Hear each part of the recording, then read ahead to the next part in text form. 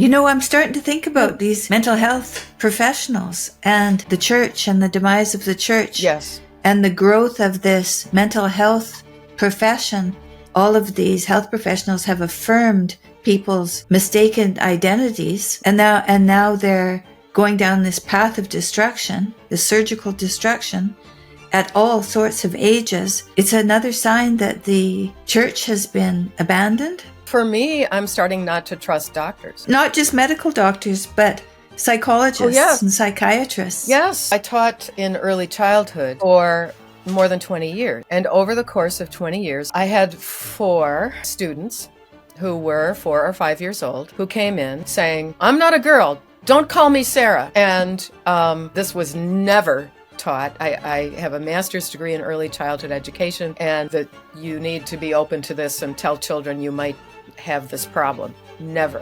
And as a matter of fact, what we were trained in was teaching children bodily integrity.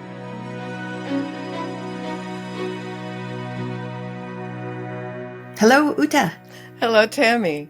It's very nice to have you on my podcast. Thanks for coming on. Oh, thank you so much. I so appreciate it, and I am so honored. I admire you greatly. Oh, well, thank you. I'm doing what I can to make sure that people know what I think about, what I'm concerned about, what others have to say, to try to bring some common sense to the conversation. Yes. And I feel like I'm at an age now where I can bring common sense to a conversation. I've lived past 60. Right? And so now I think I have like a check mark that says, I lived past 60, and now I can say some things. That's kind of how I feel. I think we should be mouthy. We should absolutely speak our minds. Let's do that then. I'm grateful for this time. I'm not so self-conscious as I used to be, know? And I'm happy to be this age, Yeah, me too. Yeah. Me too. Yeah, so I'm going to get you to introduce yourself, to tell my listeners what you've been doing and how long you've been doing that for. Yes. Okay. Well, I am a retired kindergarten teacher. I've also taught early grade science. And I recently wrote a memoir in the Curated Woods about my healing process with gardening and managing my small 2.78 acres here in the Hudson Valley. After retiring in 2016 and watching our society explode with something that kind of exploded in my life 30 years ago, which is that my husband, that I had known since I was 18, after about 14 years of marriage, when our children were 1 and 4, I suddenly discovered he had been out crossdressing, and he was writing about it in diaries and visiting specialized therapists, although one of them didn't have any certifications. And I decided I needed to write about how this, what I call cross-sex ideation, imposed on our life and caused me to be damaged in a way by stress. It damaged my psyche. And I decided I had to really think in a very focused way about healing, about my healing, because it took me until 2012 to actually get the diagnosis of PTSD. But, I did get it because there was a time of really living actually in poverty and a lot of worries. And a lot of my children were in grief as I was. And I had to jump up and start a new life and suddenly go through my teaching credits and everything while my children were quite young. And it's something that you and Dr. Peterson have been talking about, and I very much appreciate all of the common sense and all of the critical thinking. Because for me, a lot of what's being said now in terms of, do we have any science for so-called sex change? Do we have studies that support this kind of radical medicalization of something which is in your head, in your imagination? Um, and I felt that, I was told, I was preached at the way the way we are preached at by those who believe that if you have this idea about yourself, then you had best go do radical things to your body. And so, I had been a dancer from when I was 14 until I had to quit at 28. And because I have some injuries in my feet. I'm a normal civilian, but as a professional dancer, I could not continue. So I was always very in touch with my body. And I couldn't understand how my husband, the man I thought I knew so well, how he could lose this connection between his mind and body, and how he could be so self-involved that it didn't matter to him, that our children were in grief. So I've written this book. I had to self-publish it. I developed a nature photography hobby and got really serious about it at the time when I was writing the book, which contains 50 photographs and is published by iUniverse. And I now have the reward of people contacting me on my YouTube channel, Trans Widow Ute Heggen, and on my WordPress blog, Ute Heggen Grass Widow .wordpress.com, and many people are telling me about how the cross-sex ideology has affected their family. And I'm at a point where my conscious efforts at healing are working for me. And I feel that I can give some good advice as an older woman. And this is very rewarding for me. Now, it happens that, as we all know, in 2015, that was kind of the watershed year when magazines or periodicals like Nature and Scientific American were stating false claims about a spectrum of sex and writing as a scientific journal or publishing something that is not supported by science. And I felt that then my adult sons started to have a different attitude towards me, actually. And I know that both of them got into therapy as well with apparently rather captured practitioners. And I got lectures from my own grown sons who started trying to call me by my first name instead of mom. And they became like politically captured by their father's world. And at this point, he's a very powerful person. He became the chief operating officer of a tech company. And so it's just been a very long journey. And now I would say I regard what's happened with my sons to be a pause while the world catches up with me and you about this. And I also feel an obligation towards these teenage girls. I never saw this before. And people were saying, 30 years ago when I was asking questions about this, people were saying, you know, women don't really do this. This is men who have this idea they need to, in quotes, become a woman. Um, and uh, that didn't make sense to me either. But I had heard that, you know, it's really impossible to do it for females. And now I understand that there is just this surge of girls hitting puberty or even before, because of the indoctrination in the schools and all around us.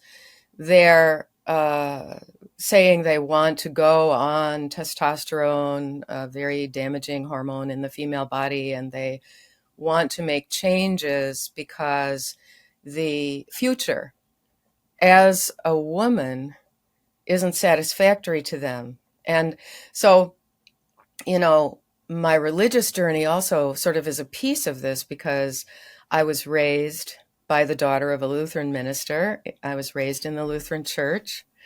My father had been raised unchurched, and after he married my mother, he became baptized. And we were, you know, sincerely a religious family. And then I decided at the age of 14 that I was an agnostic, and I was obnoxious enough as the teenage Ute to say to my mother, I'm not going to go to church anymore because I don't know if I really believe in this. And what I see people doing is dressing up and showing off. And they didn't make me go to church. and then, uh, and then so I went along, and it was sort of like dancing was my religion. It's very actually sort of religious. You know, you go in the studio and you're all listening to this beautiful music and making the same movements at the same time, in unison, and appreciating, you know, the beauty of the human body, which I was taught is created in the image of God. And so, and I, at the age of 21, I married this Jewish guy who in my book is called Nettie. I just made up that name. And I wanted it to be a rare name that nobody's going to read it and say, oh no, my brother has that name. so, so, and I guess that's how I arrived at Ute also, because Ute is actually not a common Norwegian name. It means in Norwegian something like out in the hedge. So since I'm outside, I like that. It amuses me. So so then I started going. My husband was from a Jewish family, a sort of assimilated Reform Jewish family. And I started going to synagogue with them and celebrating the holidays. And then when I stopping dancing, you know, stopping that very intense creative process and spiritual process, um, I felt a need, you know, to be a woman of faith. And so I said to my husband, I'm ready to convert. And then I think, you know, we should have children. And he was going along in his career and had actually 3 Ivy League graduate degrees. And you know, we were working our way into the middle class. And, and so I went through a year of study, and then I did the ritual of the conversion, going to the mikveh and immersing in the water. And I learned a lot of the, you know, I learned all of the basic Jewish prayers. I learned to read some Hebrew. I can follow along in the prayer book and so on. And oddly, though, now I am an unaffiliated Jew because I didn't do an Orthodox conversion. I did a Masorti conservative conversion, and I'm not so comfortable in the Orthodox milieu, although I lived in Brooklyn among, you know, right in the middle of Orthodox Brooklyn for 30 years. And I had many Orthodox friends. And so I'm not affiliated because in the Reform and conservative movements, they are believing that a man can identify as a woman, and which is really kind of completely counter to what it says in the Torah. And I just, you know, it's not comfortable for me to be in that space with someone who is conducting themselves in that kind of untruth. So I'm just I just go out in the woods and say my prayers. I learned how to chant the one of the main core prayers, the Via Hafta, and it was at in the evenings as I was going through the divorce. Actually, um, I reached out to a daughter of a rabbi, and she helped me and recorded things, and I went to some lessons with her so that I could teach my children to say the prayers, because that was one thing that I felt it was in a way sort of a double abandonment, being a woman who had converted to the Jewish religion of her husband's family, and then he kind of abandons being a husband, and I was dependent on him, for getting through the prayers and things, because that was only when I found out about his cross-dressing. It was about 5 years after I converted. And so I relied on, the prayers. They became a meditation. I remember actually when I was doing some study of Hebrew, I didn't actually want to learn what the translation was. And I had this conversation with a rabbi who said, yes, but it will be better for you. It will be more meaningful for you if you really do know what you are saying. And I was a little bit afraid that once I knew, you know, each word by word, that it wouldn't be as sort of mystical and spiritual to me. But now that I would say that rabbi was right. And the thing is, of course, it's from the same Bible. You shall love the Lord your God with all your heart and all your soul and all your might. That's what the Via Hafta is. And so,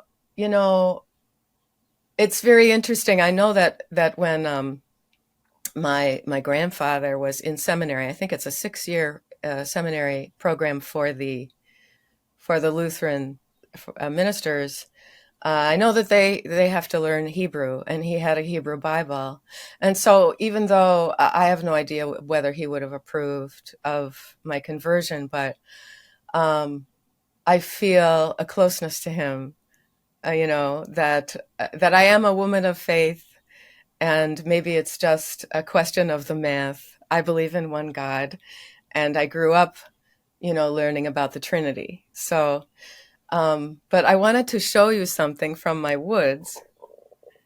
Ooh, what's Because that? you had expressed to me that, you're glad that I'm restoring this place that I realized had to have been the farm dump a long, Hmm. long time ago. And so there's a lot of old broken glass that I can tell is old, because of its texture and everything. But there you are, a miracle. How old is that, do you think? I don't know. It could be a couple of 100 years old.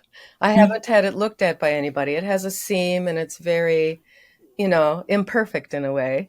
Right. So I have a little shelf in my bathroom where I sometimes keep my vase of my garden flowers. It's a little set in place. It was probably supposed to be for the toothbrushes, but it's for flowers for me. And this is Hmm. there with it. It probably was some kind of medicine, I would imagine. It looks like it Yeah, might have been, little yeah. medicine bottle. So for me, I remember asking when I was converting, actually, one of the rabbis. I said, I don't know if there really is any environmentalism in the Bible. And he said, "Oh, yes, of course.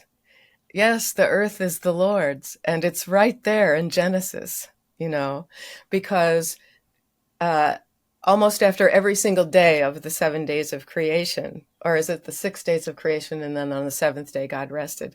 But it was good."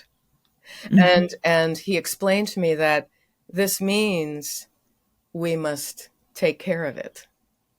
And so I feel this mission, I'm really a butterfly gardener, and for example, just today I was outside, and making sure that the rain really went into the soil. We still need more rain, but it was such a relief.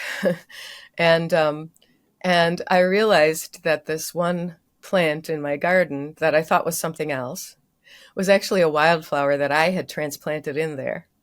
And it, under cultivation, it comes up so full and thick that it's completely different than when it's struggling to live in the grass. And it's called Sweet William Catchfly. And it's a little Oh, yeah. flower. I know of Sweet William, but I don't know Right. if it's catchfly. Right. Well, Sweet William Catchfly has, it might be somehow genetically related, but it has a little tiny flower, not like Sweet William. I have that too. Right. And I also found a fern that had come up on its own next to some other ferns that I planted. And so all of those moments, I really feel that this is, I'm so fortunate to no longer be an agnostic because, you know, it's like you see. You can be grateful. You can be grateful. Yes. Truly grateful. Yes. And, you know, I have to thank you because I'm probably going to get emotional about this. That's okay. I wanted to, you know, see your other interviews and things like this. And so I saw something, I can't remember the person that you were interviewing, but you were discussing prayer. And once I heard Dr. Peterson say something about your practice of saying the rosary, and a memory of my mother teaching me to pray came to me. And I feel that's you know, nice.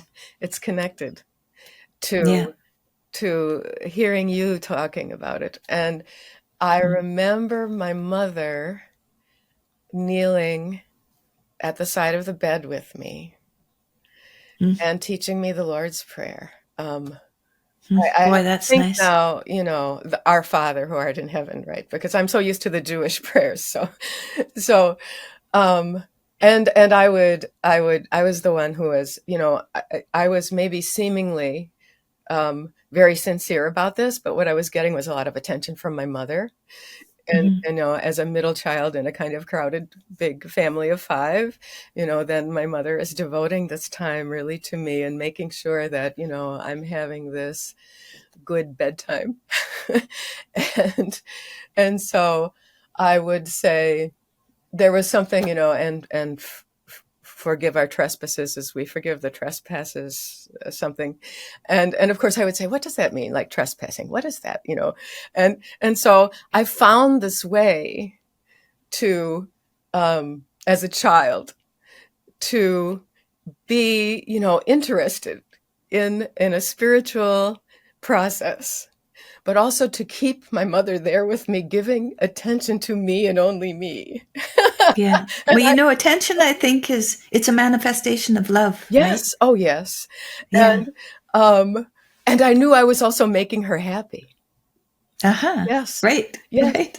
And then after finishing the Lord's Prayer, then I would say, I am grateful for my mommy and daddy. I am grateful for my grandmother. And then I have, at that time, I had 17 cousins. One of them has now died. But so then, in order to keep my mother there with me for this golden time, I would go through all my aunts and uncles and all my cousins. I am grateful for Uncle Lars, and I am grateful for Auntie Lane, and I am grateful for Uncle Arnold.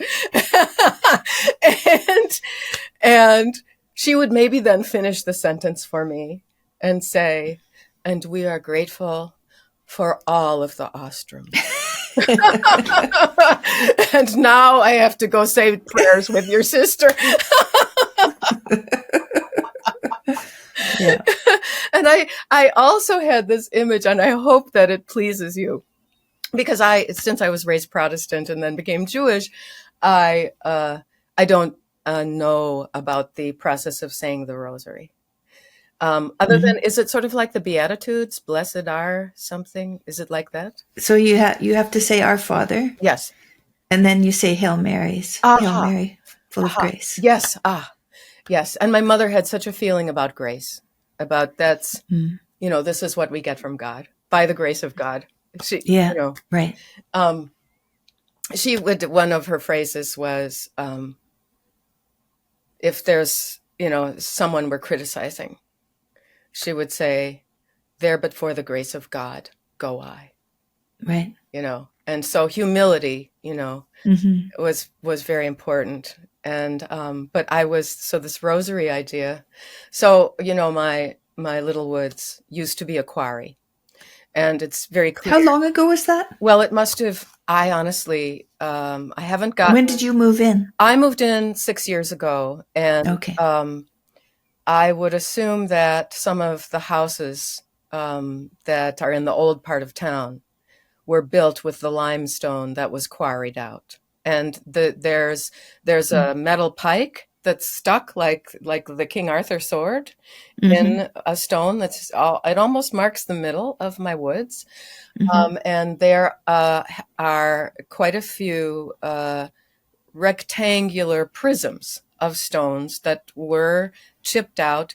There are lines of holes, and the old method, so it must go back quite a couple of 100 years, because they pounded holes in a line into the rock, and then through the water collecting and freezing and thawing, and the water expanding in the freezing, then it would weaken the rock, and they would probably pound with sledgehammers.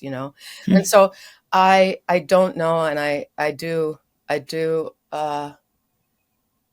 just respect and think of that it's a possibility, because in upstate, in New York, before prior to 1797, slavery was legal in New York. And actually, it was gradually made illegal in the 1820s.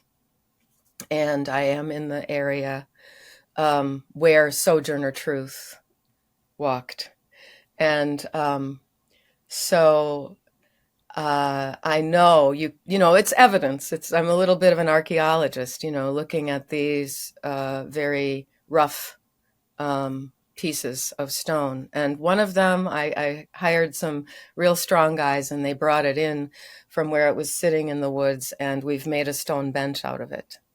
Mm. And but I also bring back small rocks, because, of course, in the process of making those prismatic shapes in the rocks, they created a lot of small rocks, right? The small things broke off.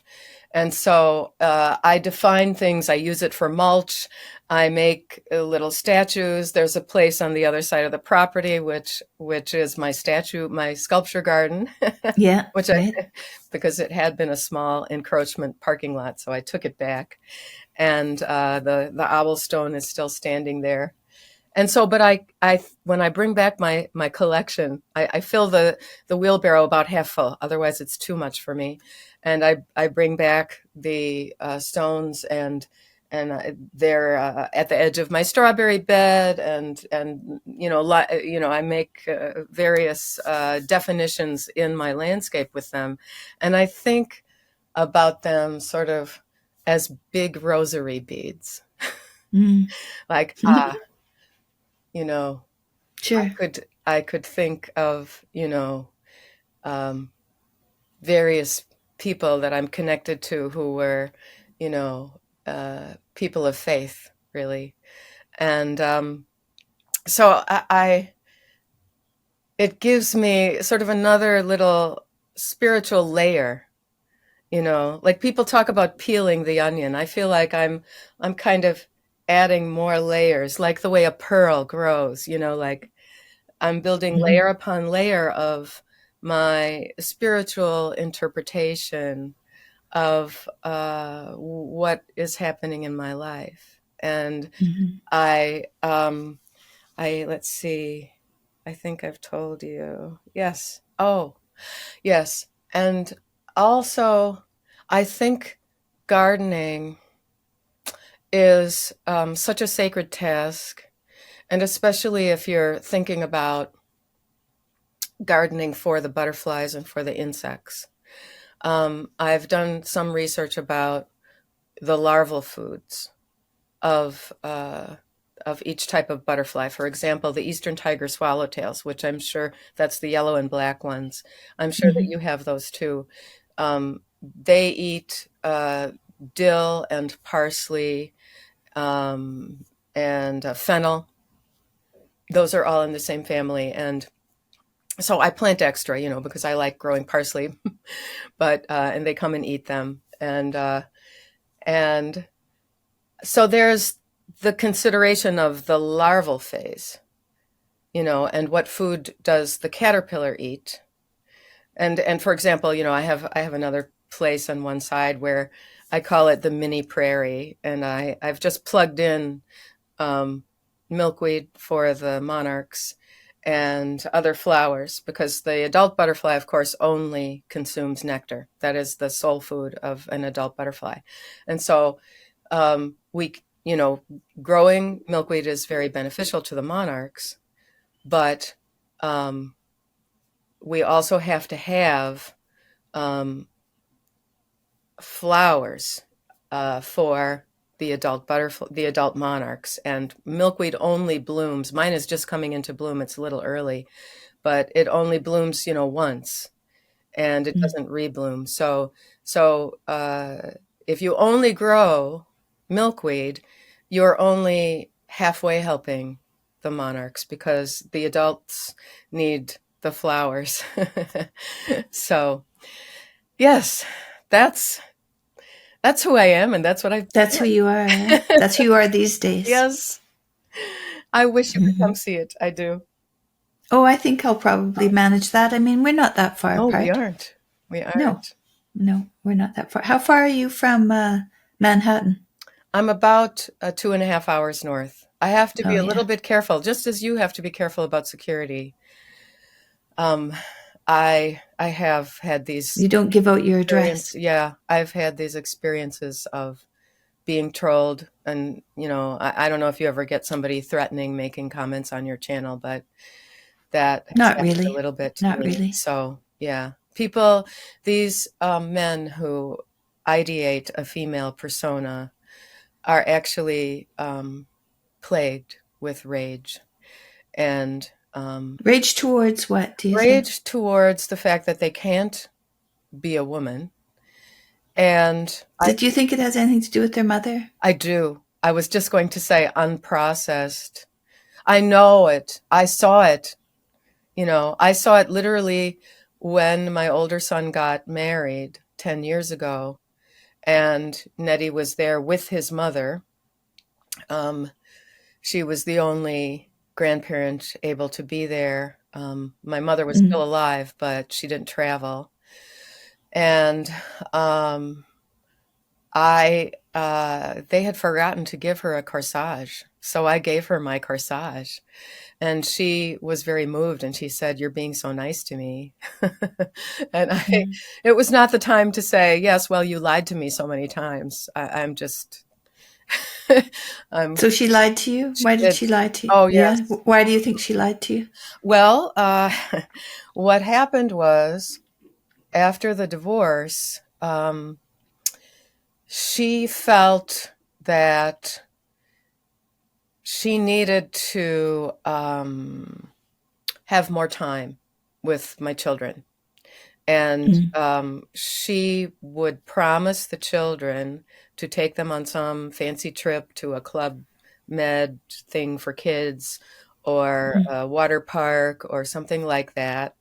And then when the children were over at their father's, then she would say all these things, and only if your mother would agree to this, and or if only your mother would agree to this, and da da da da da, and negotiate it out with the children first, which is Inappropriate. breaking a rule. Yeah. And so this kind of went on and on and on. And Did she take them to those yes, parks she and did. on? Oh, Yes. she did. Yeah, she did. They did a lot of fancy, I see. they, that's actually kind of a typical thing in divorce, that somebody or other is kind of bribing the children things and fancy trips and whatever, they can do that's kind of outdoing the other party. So, I mean, I do Well, think, yeah, go ahead. you mentioned something about mother eraser. Mother Do erasure. you think that's part of the same thing? Yes, it's all, Talking to the kids instead of to you, so yes, like pushing it you is. Oh, aside? yes. Oh, yes. Yes.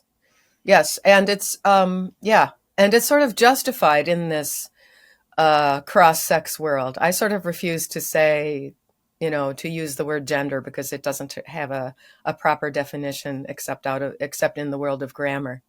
So I call what other people call gender ideology or that stuff. I call it cross-sex ideology, and I call uh, gender dysphoria. I call it cross-sex ideation. And I know that Nettie's father was a violent man when he was young. And I know that from both him and his younger sister. When I first met him, and I was 18 and he was 20, he was very, very angry at his father. And he had a lot of, you know, unprocessed, um, you know, bad, deep holes in that relationship. And I saw that I was sort of too naive to understand that this might mean trouble later. I was I was really enthralled with this guy who was 20 years old who was, interested in me, and we were both involved in the world of international folk dance. So I actually knew a couple of Ukrainian dances. Yeah, and so this was a popular pastime, and it was sort of part of the folk music scene and all that. And so I actually knew who he was when I was even in high school, and then when I was starting college, this is in Madison, Wisconsin, in the university there, and then we were good dance partners for each other. We were well matched. He's like 4 inches taller than me, and we had both been dancing since we were teenagers and stuff. And it was enjoyable to dance together, and I had no idea about these other things going on in his head. And so the deal about that business with the parental, his physical abuse from his father. Alienation. Yeah, Yeah. the parental alienation, and because his father did, and it was confirmed by his younger Nettie's younger sister that for the two older ones, they got whipped with a belt for very minor infractions, for laughing in the back seat of the car. There Mm. was something going on with him. And I think maybe he had OCD. He would redo a lot of things. He would, you know, change out the way the dishes were in the shelves, or he was had unrecognized issues, and he wasn't very successful financially, so there was a lot of um, pressure about money. And so um, then and I was too young really to see the dysfunction that was actually going on in that marriage, in my boyfriend's between my boyfriend's parents. And the thing is, she she I think she was maybe afraid of her husband. She was physically much smaller than him, and he raged. I don't know. He served stateside in the military in the Korean War, and I don't know if there was something there. I don't really know too much about it, but I know at least it goes back to Nettie's parents. And um, but I saw the way at that wedding. I hadn't seen him in a long time, and um, because he didn't deign to come to the children's college graduations.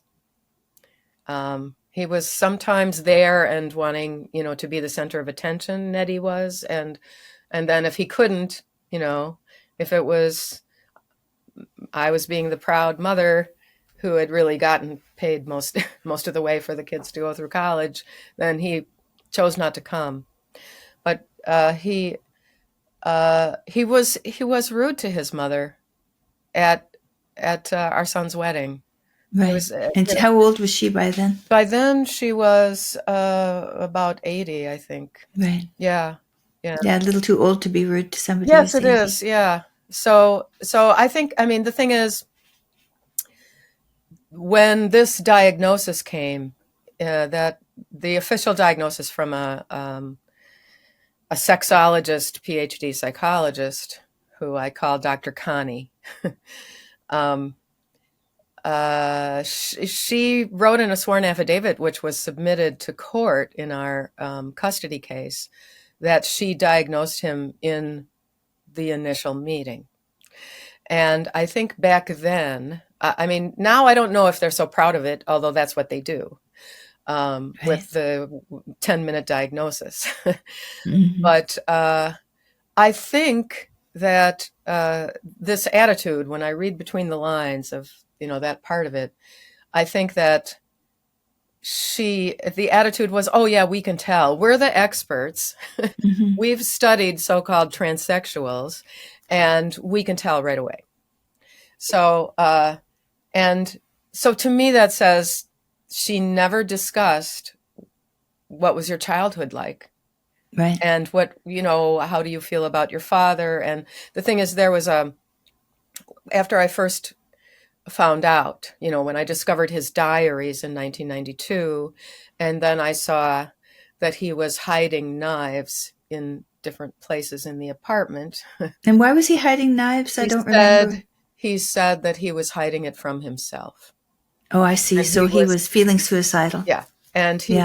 he was using that emotional blackmail of telling me that he's suicidal. And I Mm. felt that this is just too unsafe. I had him at that point, he was sleeping on the couch. I refused to have him in the same room. And we were in this state of flux, uh, and as the children knew that something was up, they both would run into me and sleep with me. Halfway through the night, they would run in and sleep with me in the bedroom. And I feel that actually I probably should have left sooner. But I mean, this is something that I really can't understand about these, psychology professionals who are sort of promoting the suicide narrative in a Hmm. very unethical and immoral way. And interestingly enough, while I was deciding what to do, I went to the Gay and Lesbian Resource Center on 13th Street in Manhattan and did a consultation a couple of times with a woman who happened to be a lesbian PhD psychologist. This was 1992. And she talked about the narcissism of these guys. She said, don't let yourself be pulled into this suicide narrative.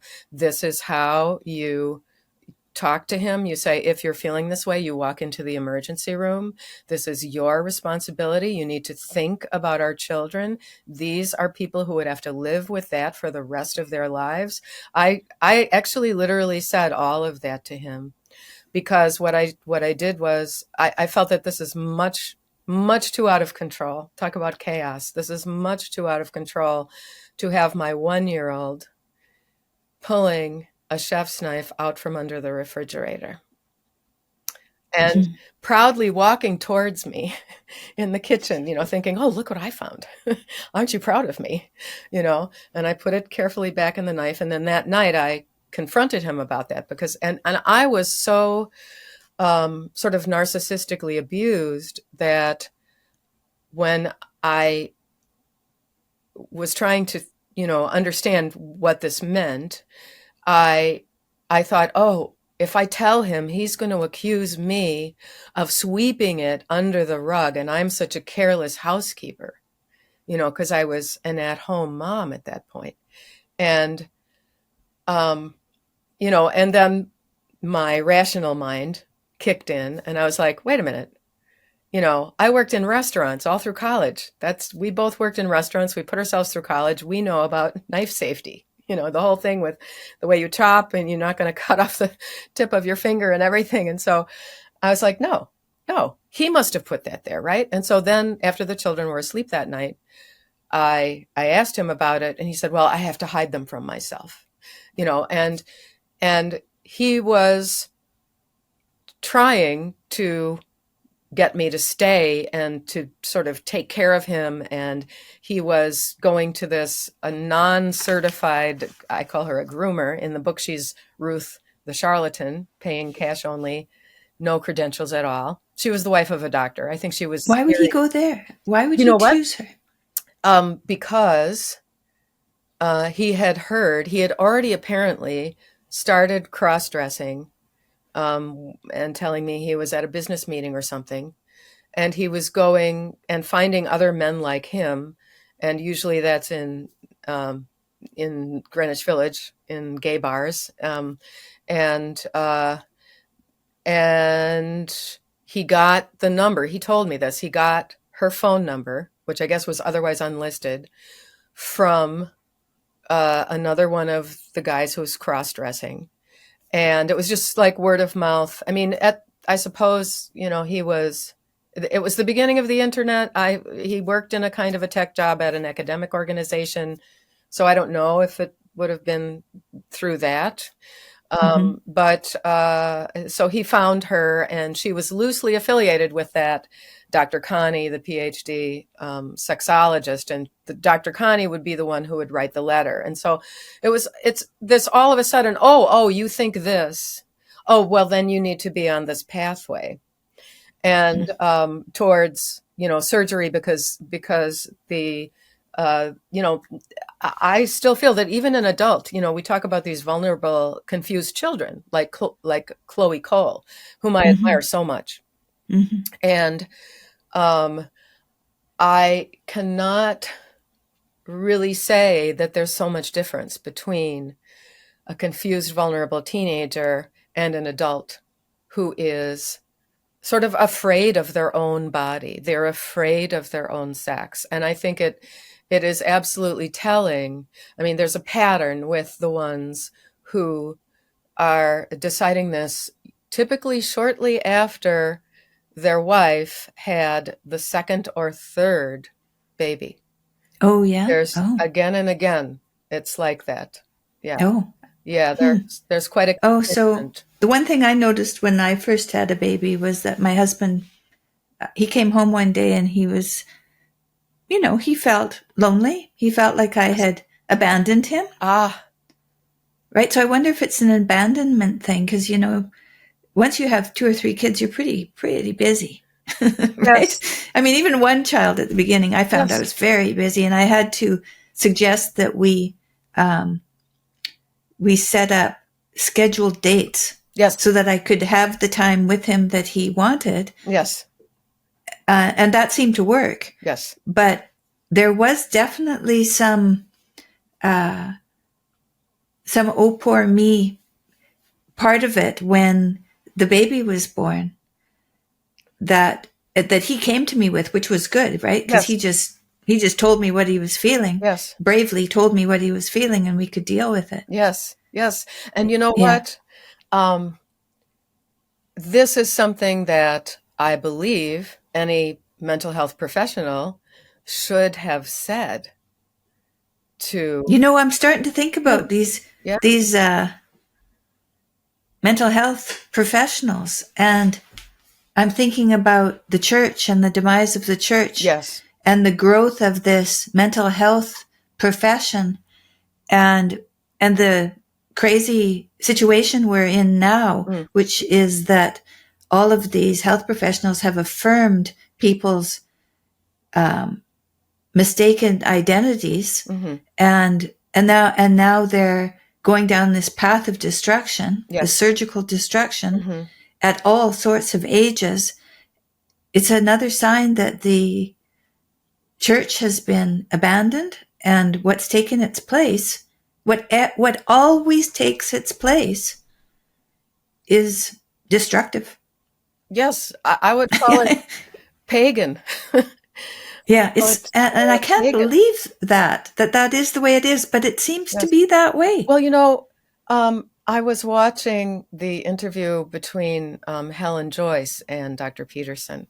Oh And yeah, I the one thought it that was, YouTube decided to take yes, off. yes. So we'll see what After a they do year, to it was us. up for a year, and then they decided to take it down. Oh, well, aren't they so slow on the uptake or something? I guess, I We'll don't see what know. they do to us. So, Yeah. So far, so good, but we'll but see. I thought it was very interesting that Helen Joyce made it very clear that she does not consider herself a believer, although she was raised Catholic. Right. So she has the stories that are deep down in her bones. And she said, I have to use the godly language. I don't know if she said it exactly like that, but the sacred, the sanctity of your body, of your Hmm. bodily integrity. And I feel that this is a very interesting moment if we can separate ourselves, like from, I have to really work to separate myself from the grief that my children are, rejecting me. I just, I forgive them. I will always love them. And they've been brainwashed and indoctrinated. And they feel guilty for having the true feelings that they had when they were Hmm. children. But the I just the most sacred, I think, of words that I will always remember from the Bible is that we are created in the image of God.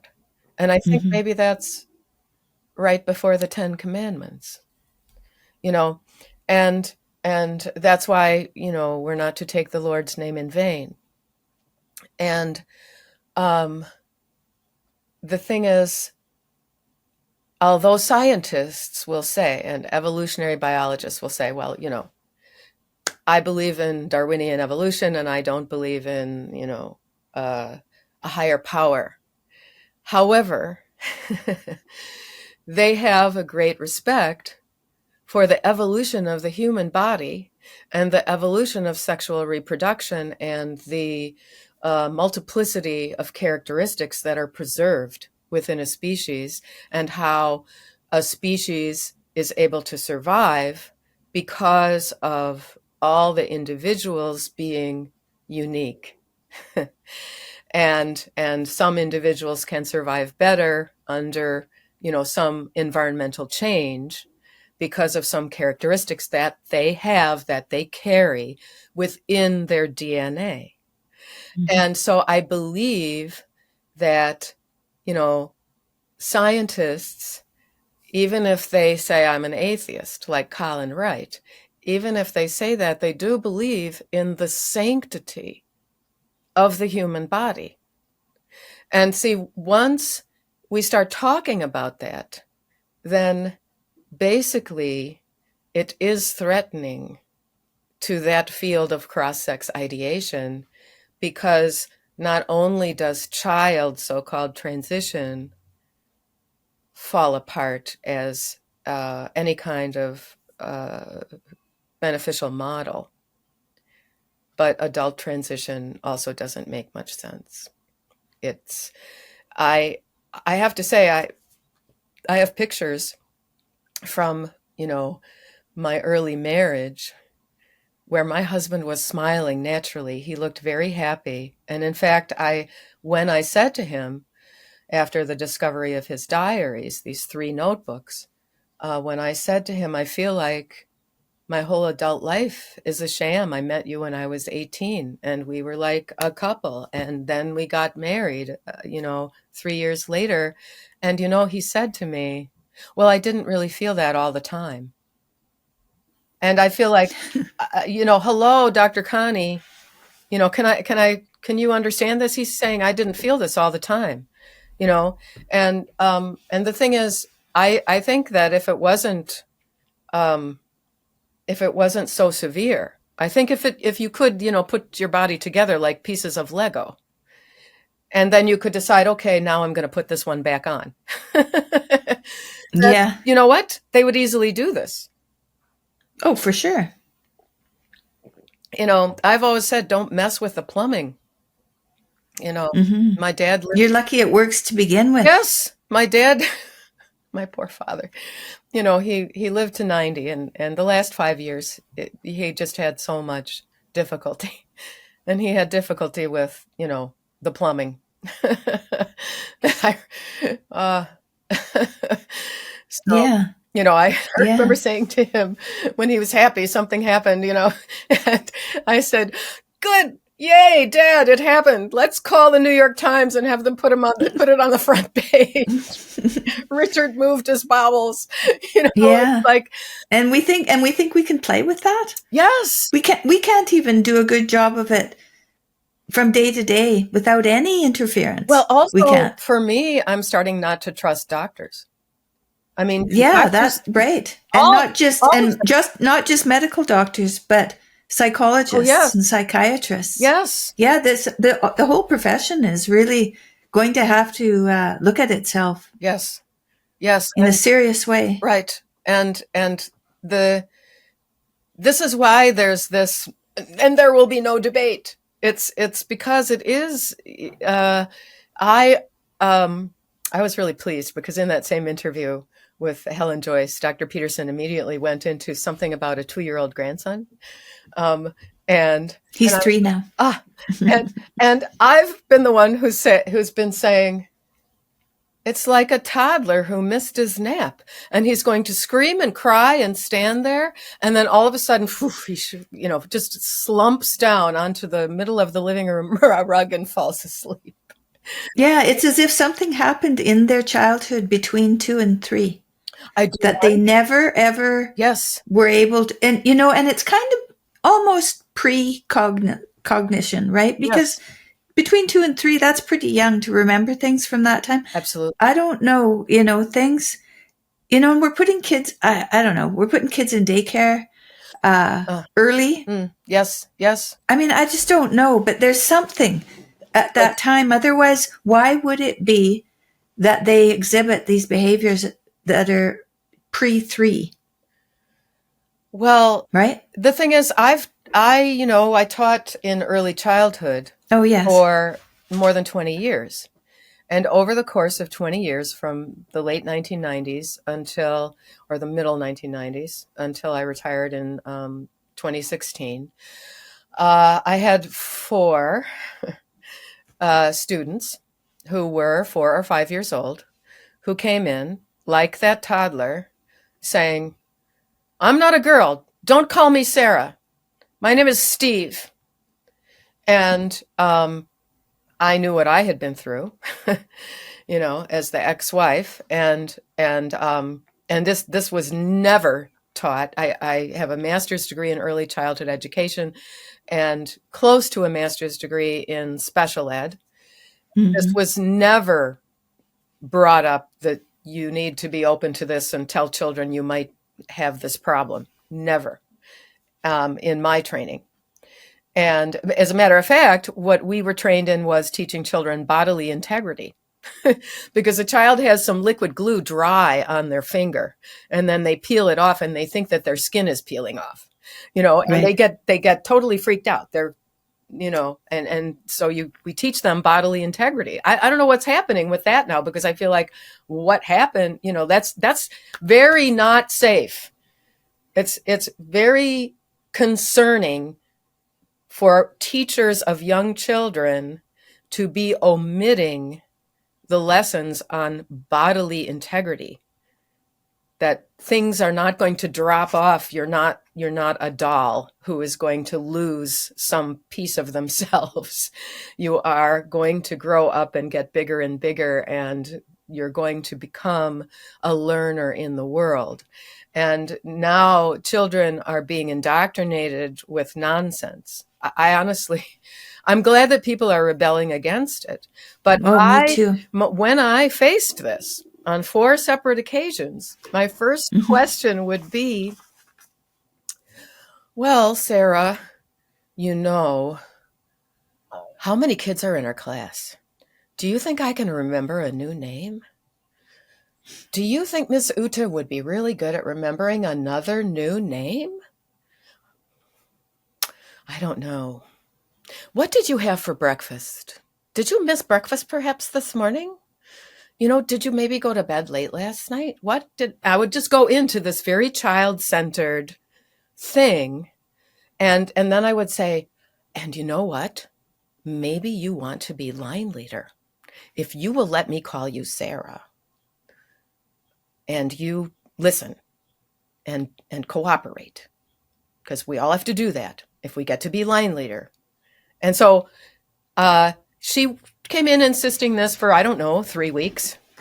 She wanted to go into the bathroom with the boys, and some of this is dangerous because like these girls are like then standing on top of the toilet and trying to urinate standing up. Yeah. It's just, yeah. But I just feel like it's just a normal thing. It's just the grass is greener. Well, it turns out, the kid has an older half brother. Mm-hmm. So most of the time, the older half brother who was like already in middle school or something, and there she is in pre-K. And he got to go do fun things with his dad, who was not the same as her dad, right? That was a child from the mother's first marriage. So she wanted to be a boy so that she could be like her older half brother and do those cool things. Yeah. Children will do whatever they have to get attention. Yes. Absolutely whatever they have to. And the end of the story that I really love is that she really liked the attention that she got from me. Yeah. And I especially and then I would say, well, you want me to write your name on this? I'll show you how to write the S, and then I'll write the rest. Or should we figure out what your initials are? We could write that. Nobody else has those initials in this class. I'm just the salesman. My father was a salesman. I knew how to do this. So, and then at the end of this 3 weeks or something, and her mother came to me. I was teaching in, very progressive Park Slope, Brooklyn. And she came to me, she's this attorney, right? She came to me and she's like, oh dear, I think one of my children is trans, da, da, da. And I was like, well, I've been doing this for a long time. And don't start saying that, don't start doing that other stuff, because let's just, give her some attention, da, da, da. And as it happened, her father, her natural father, owned a clothing store, a children's clothing store.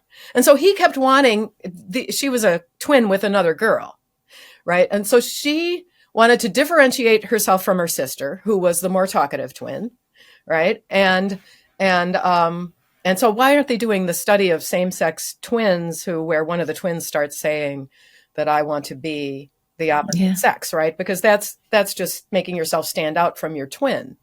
Mm-hmm. And the other thing was she didn't want to wear those frilly dresses that her father wanted her to wear as advertising for his store. Oh, yeah, right. And if you went to a nowadays shrink for this, they're never going to ask those questions, No. I should hang out my shingle and say, I don't know, I'm a coach, But the lovely end of the story is that she comes into school about 3 weeks later and says, I'm Sarah, Miss Ute, and I know that I'm Sarah. And she actually said, I just thought this was so genuine, because sometimes children don't think of gratitude. Mm-hmm. And I don't think she had been prompted. She said, thank you. Are you mad at me? Are you mad at me that I didn't want to be me? And I said, no, I'm not. I'm just so glad. Now I'm even happier that you're you. And so we can just, continue and let's think of another job, like, the class napkin monitor, or like I was always, and so. Yeah, we used to take the erasers and bang them together. Yeah. That was a job, right? Right. Oh my goodness. Chalkboards. No more of that, right? Oh. Wow. Well, that was probably disgusting anyway, breathing in all that chalk dust. Probably it's not good. That's true. Probably not good. Yeah. No. Yeah. But we were happy to do it. Yeah. There's something fascinating about chalk, though. Yeah. Yeah, I like chalkboards. Yes. No.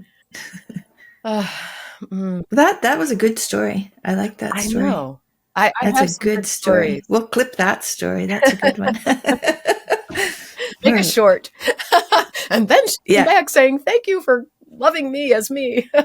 Yeah. Well, I have a friend whose daughter, when she was 12, came home and said she needed to be, you know, referred to as a boy. And her mother paid attention to her, showed her Abigail Schreier's videos so she knew what it was all about, and just spent as much time as her daughter would allow her to spend with her. And now, 2 years later, she says, I may not be comfortable, but I know being a boy isn't going to make it any better. Wow. It's attention in Yes. many ways that you have to drop everything and pay attention. Yes. Yes. Um, and I also think, like, if you took out the obsessive thinking regarding your body, regarding the Yeah. sexual organs of your body, then how is some kind of anxiety or something that's overwhelming, how is that different from the PTSD that I got? I got PTSD mostly about money. And thank goodness, Mm. when I was 64, I decided to go ahead and start taking Social Security. And I realized then how much of my anxiety was about money. Even though Mm. I've always been really good with money, I'm super frugal, all that stuff. But because, I went through this divorce where I was worried about how much money he's spending and, what is he doing? And am I going to have debt if he doesn't pay some credit cards or something? I mean, it was, there are the number of things that come into this to upset you are just, it's such a multitude, If you could have talked that through with him, right? If you could have talked through your worries about money way back then. Uh, well, see, he was, being secretive about spending money. And it was, Yeah. it was like he was so deep into only thinking about himself that, like, I can't remember if I put this in the book, but it was at that time when I knew that something seemed strange when he came back from that trip to San Francisco in 1992, and we were in the car and had picked him up at the airport, and my father-in-law was driving. I was out in Chicago where they were, and Nettie came back from California to Chicago, and we were supposedly on vacation. And this sort of fits into what I found out a few hours later, which is that he had shaved off all of his body hair.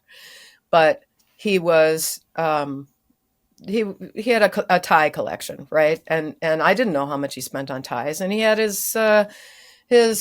special tailored suits, and he had reasons why he wanted to have things made bespoke. So, but our 4-year-old, wanted to climb on his lap and wanted to touch him, and he was so excited. We hadn't seen Dad in a week or so, and he said something like, "Don't let him touch my tie. That cost $50." And this is in 1992. To spend, that's like spending more than $100 or something on a tie. So, and I remember thinking, wow, I'm still wearing my pregnancy clothes. We haven't bought me anything in quite a while. And his mother said, $50? You spent $50 on a tie?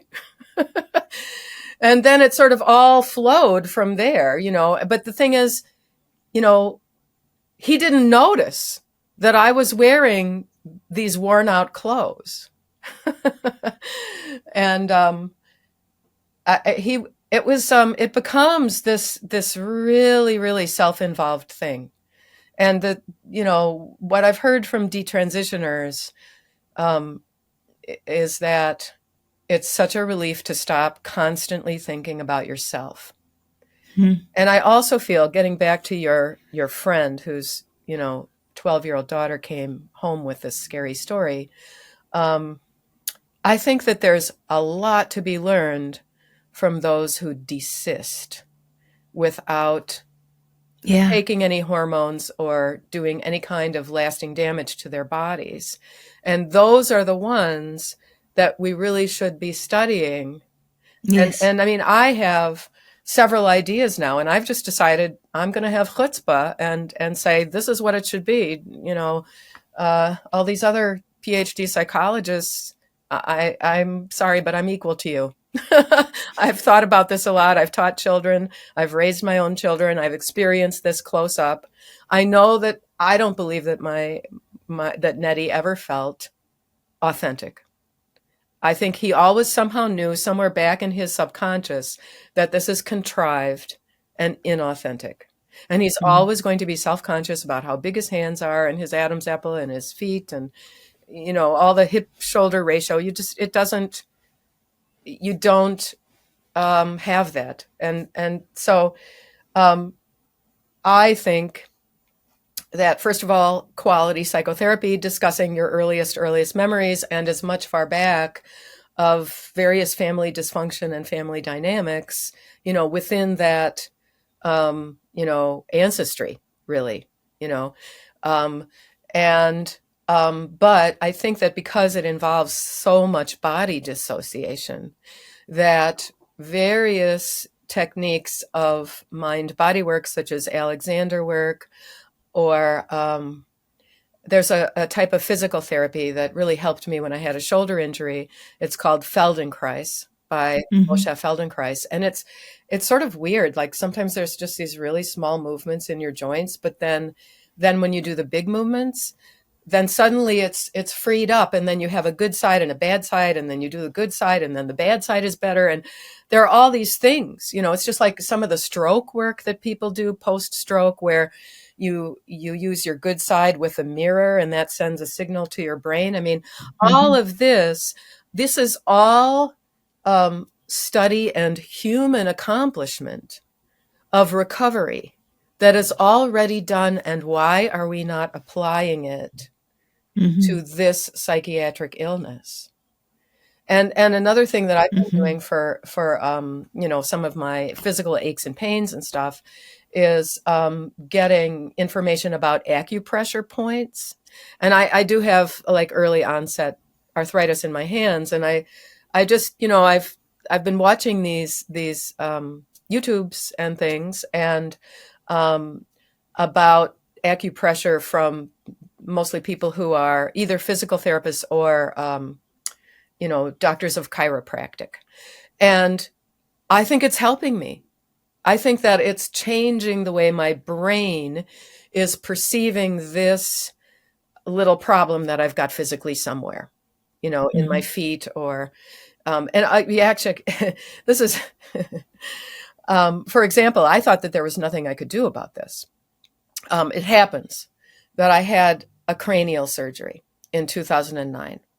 It was a benign bone tumor right on top of like the fontanelle, that had gotten to be the size of a half of a golf ball.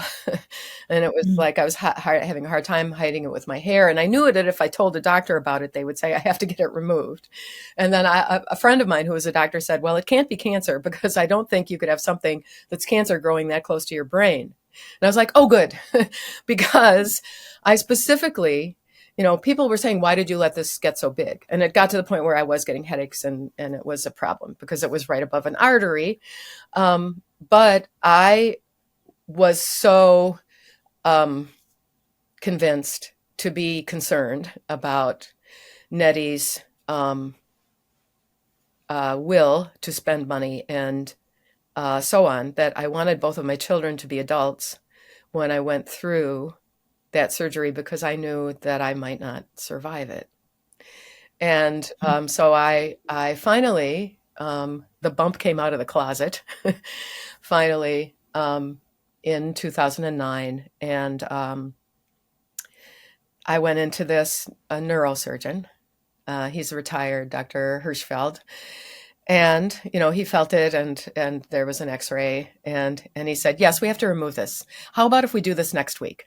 And I said, well, and he said that same question about why did you wait so long? And I said, well, you understand the father of my children had a so-called sex change operation, and he's a big spender. And I'm afraid that if my children inherit, the money that would be from my estate before they are adults, and he came into somehow being in power of that, then, he might spend it. And he just sort of sat there blinking, this neurosurgeon. And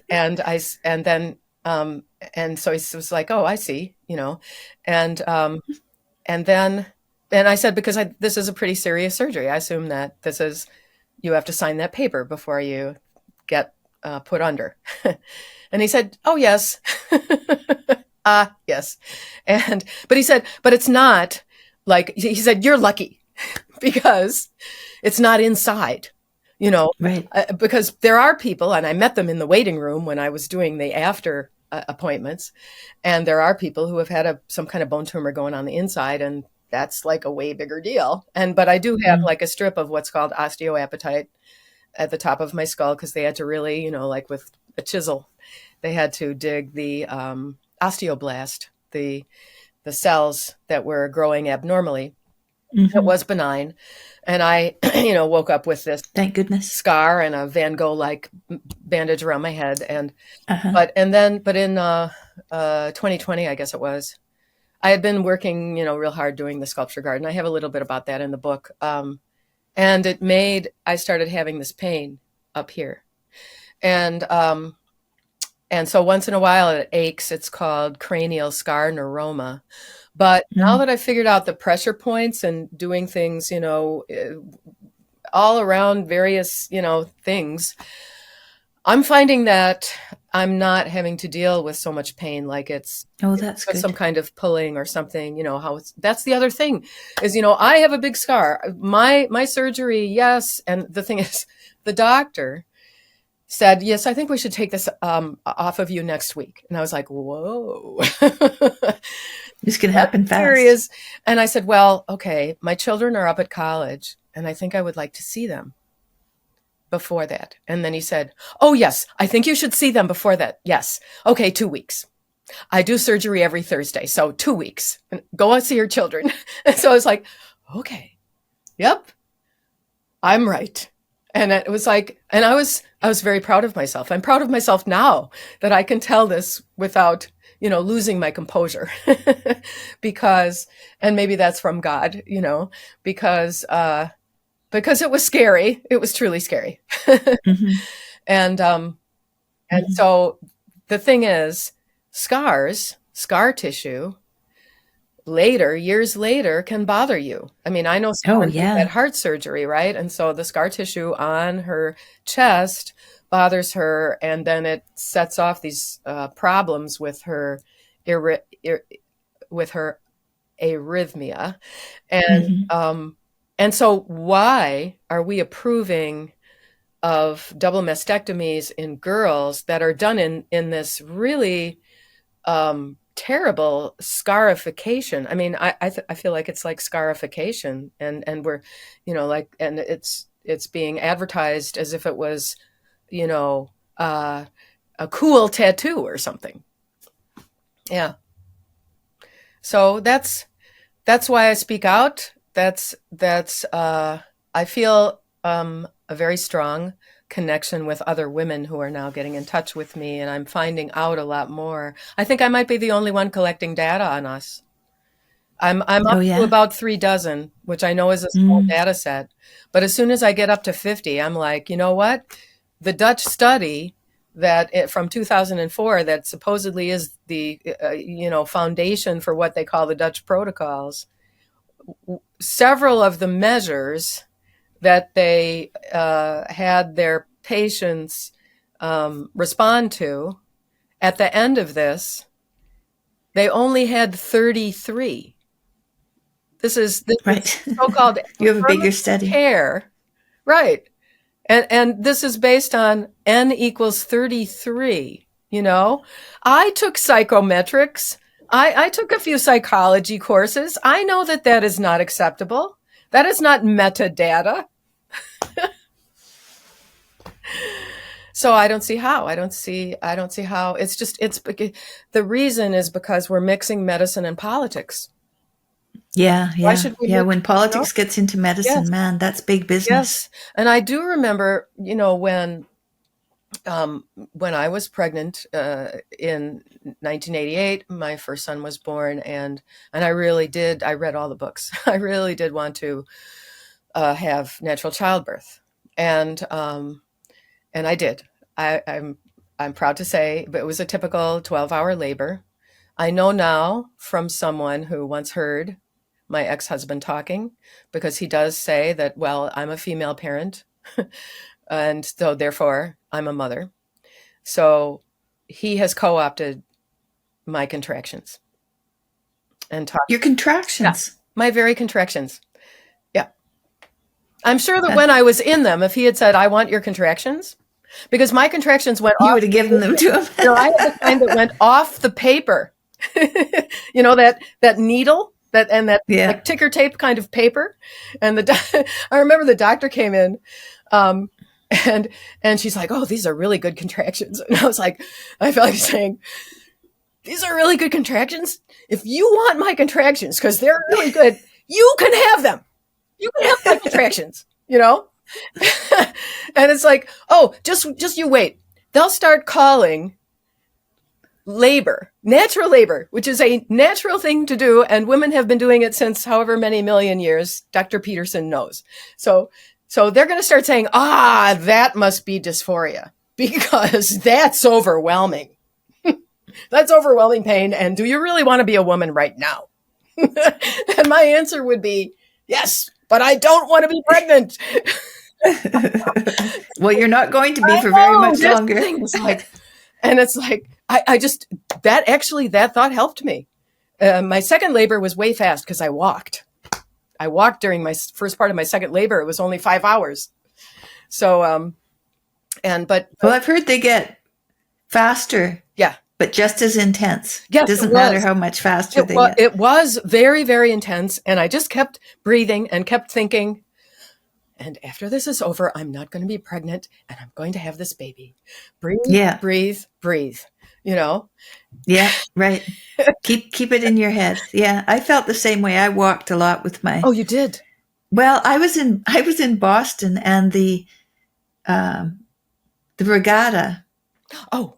I think it was Harvard University, but I'm not quite sure. Anyway, the Charles River Regatta was on that day, and my hospital was on the other side of the bridge. Aha. So I didn't go to the hospital. So I walked through all my contractions until the regatta was over. And then we went to the hospital, and I think I sat down for maybe half an hour, and my water broke, and I had the baby. That was the first? That was the second one. The second. Oh my goodness. Yeah. But walked a lot. I just kept walking. Oh. What are you going to do? You just keep walking. I'm proud. Now, were you inside? Was Dr. Peterson following you with a folding chair so you could sit down during the contractions, or? He was there. Yeah. He was there. Uh-huh. It's funny. Of course, the father of the child should be there and really see the whole process. However, if I had something that I could take away, I wouldn't let Nettie be there, because no man should be co-opting the contractions of the mother of the child. No, that's for sure. No. Women who die in childbirth are buried with warriors in the Aztec graveyards. Right? Like, this is a big deal to have a baby. Yes. That's a big deal. It's a very big deal. And when I first got pregnant, I remember thinking, this is why they write the way they do about women in the Bible. Because there's something kind of mysterious and mystical about women. And it's just not understood. And I think women are sort of imbued with almost magical or mystical powers, and of in a way both good and evil. Like if you think about the character Jezebel, or if you think about Miriam, but I remember, like maybe when I first, they call it the quickening, right? When you first feel the baby move. And I remember thinking, that's why that's why women in the Bible are written about in this mystical way, because we're the ones who feel that life inside of us. Mm-hmm. And men do amazing things, and we need men, but they don't do that. They can feel No. from the outside, you know? So, I mean, I guess that's how I get through this estrangement from my children, is that, it's like, well, but they were inside of me, and I made sure that I knew everything I could possibly know, to get through, and I didn't have like an epidural or anything. And I, I had a little bit of, I was fooling myself during the first pregnancy, because I was like, I'm a dancer, I've handled pain, Right. I'm physical and all this. And I Mhm. swam until 2 days before he was born. I was like my belly was like the keel of a boat in the swimming pool and stuff. And, uh, uh, I had a mistaken idea, that because I'm this physical being and I'm not going to be overwhelmed. And I remember being like, okay, okay, things are getting pretty intense, and I think I can take this. But if it gets any more intense, I don't know. I don't know what I'm going to do. What am I going to do? And I'm sort of like crawling around on the bed, and we had gone to that class, and he's trying to do like massage of my back, and I'm saying, don't touch me, you know, and, and then, the doctor comes in and says, oh, I like these contractions. These are really good. And I want to say, you can have them. You like mine? Good. And I remember it was in the spring. And I looked out the window at one point, and there were these people walking around with no coats on, and beautiful weather, sunny day, and I was thinking, all these people are walking around outside, and they're not in labor. They are not giving birth to a baby. They are feeling happy and calm, and they are not in pain. And I'm inside doing this. and it's just, you just need to have those medical people, the midwife or the nurse or the doctor around to say, okay, you're at this stage, and be Yeah. your cheerleader, right? And be like, yes, you're making progress. And, the second time, actually, I stayed at home for so long that then I was with a midwife that time, and she said, now you get down here. I don't want you having that baby, in your friend's car. And it was, both the second day of Passover and Easter Sunday. And so the hospital was a little bit understaffed. I mean, the midwife Mm-hmm. was there with me the whole time. But, and this is one thing that my second baby would do when he was inside of me. He got hiccups. So they have this Mm-hmm. monitor, Oh this yeah. thing, this belt around your belly, which is not that comfortable. And they're trying to get the baseline heart rate. But apparently, this is what bugs me. Like, they call that transition. When you are Right. your cervix is becoming dilated, um, so that Yeah. the baby's head is going to enter the birth canal. So they call that transition. So don't take that word away from us. Figure out your Right. own other word. Yeah, And, that's right.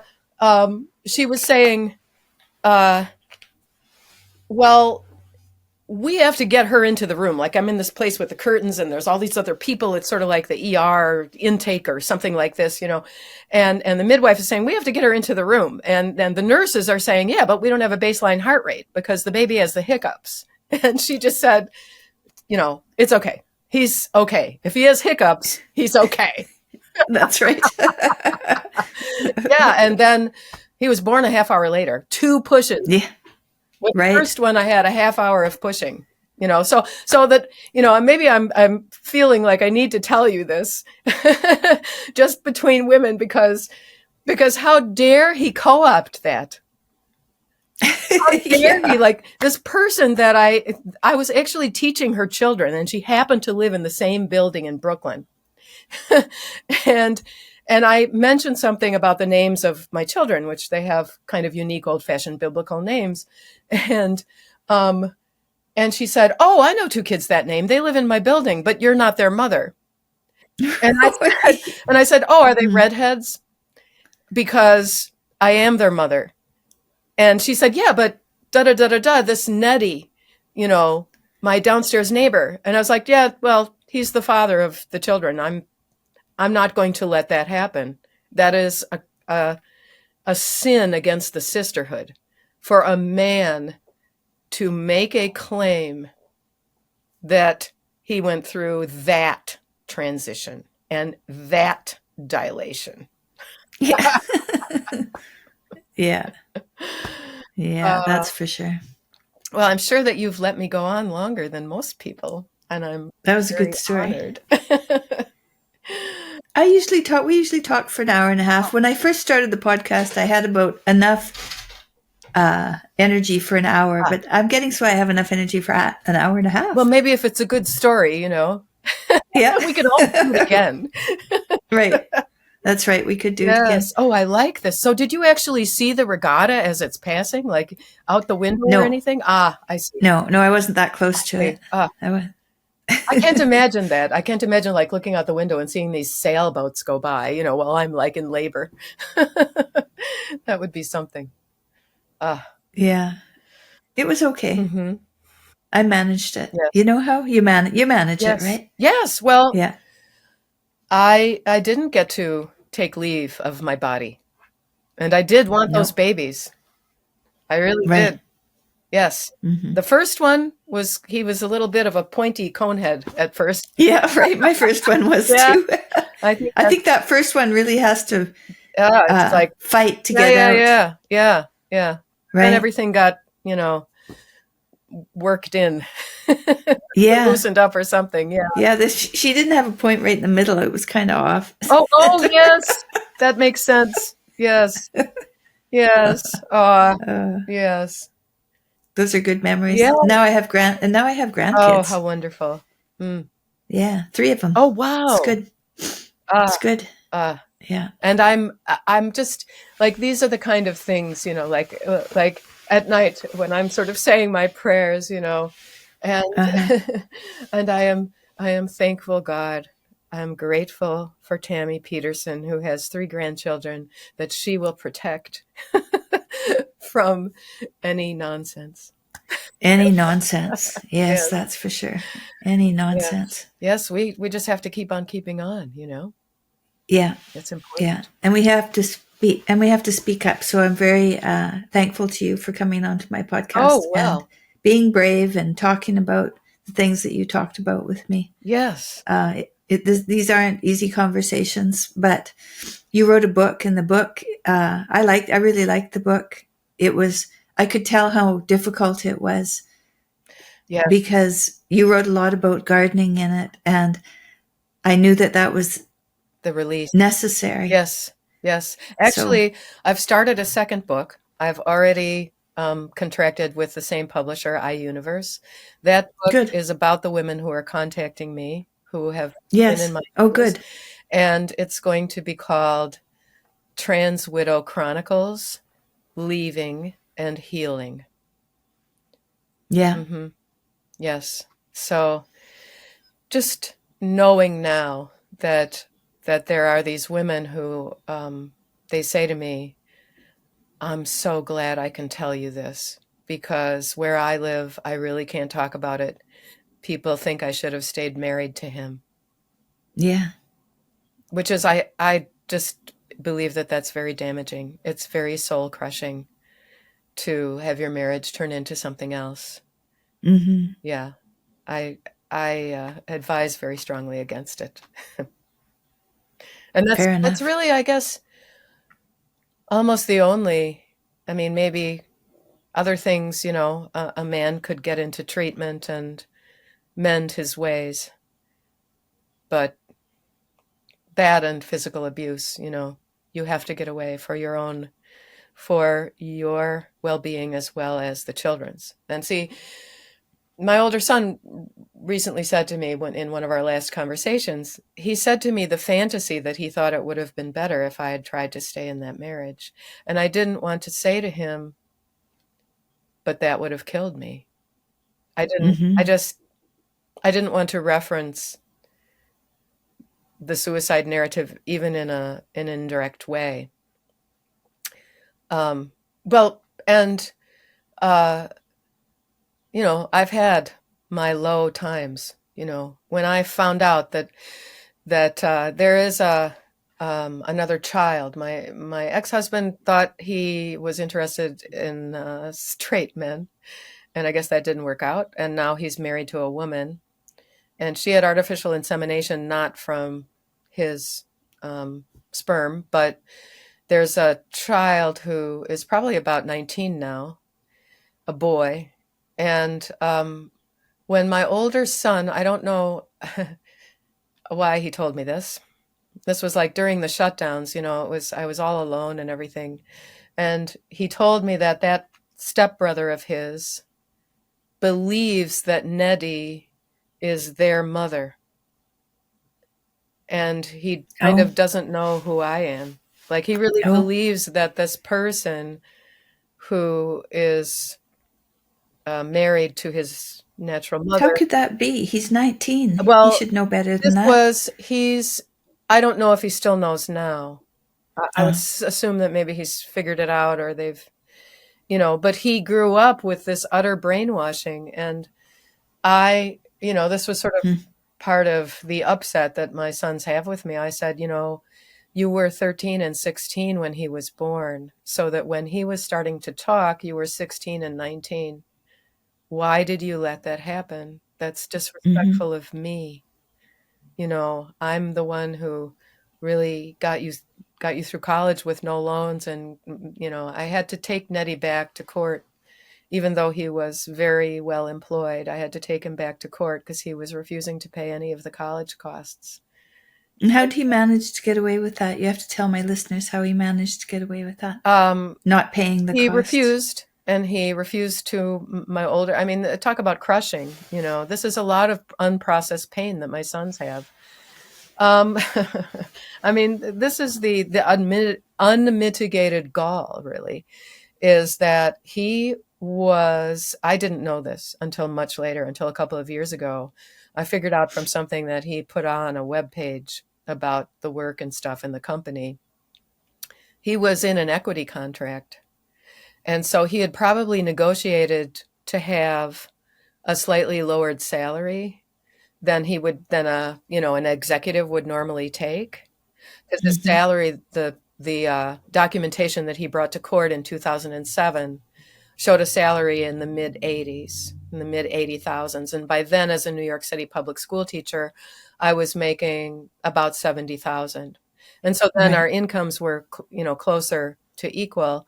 And however, he had signed a divorce agreement where uh, it was understood that because I had been an at home mother, he agreed to pay 60% of the college costs if the children went to in state schools. Hmm. And fortunately, in New York, the state schools are really quite high quality. And so the first semester of our older son's college rolled around, and I paid the tuition, and I said, this is what half of it would be. He's in the dorm. This is what half of that would be. And he said, I can't do that. And I figured out, I had a friend who actually was upset with me. She said, don't take him to court. Just you be the person who puts them through. And I did the math. And I said, this is like with two children, this is, you know, more than $60,000 or something with various costs and stuff. I refuse to do that. He has a job. He's not unemployed. He's not ill. Um, Hmm. and he has a marriage and a new child, and you know and so